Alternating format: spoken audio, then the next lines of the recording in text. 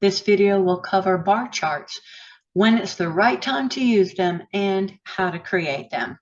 Bar charts are best used when you want to show segmented data. For example, we have 5 different categories of sports segmented as boys versus girls. Begin by highlighting the information you want to graph, then click Insert. And Excel shows 8 basic types of graphs.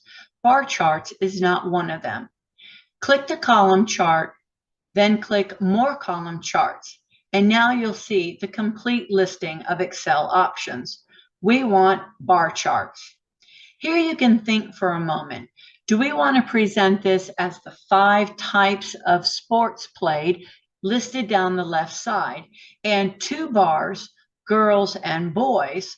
Or do we want to show the girls with all of their different sports versus the boys and their 5 sports grouped together?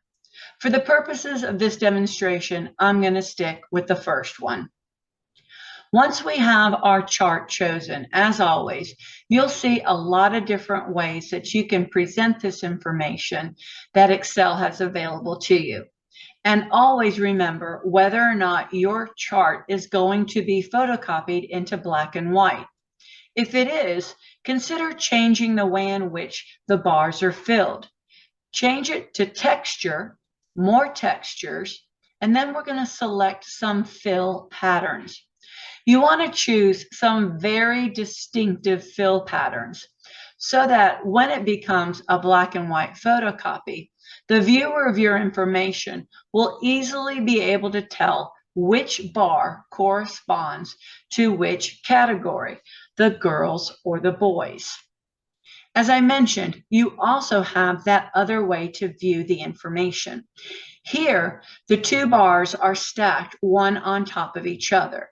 It gives you the ability to see how much longer or larger is the quantity of one segment versus the other segment for their given categories.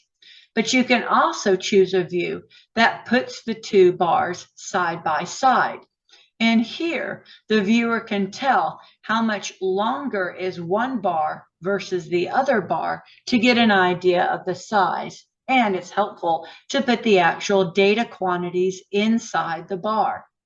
That other view groups the segment of girls and presents the 5 categories of sports. Again, being able to see which bar is longer and has more participation, and then group the boys and their 5 types of athletic activities that they play.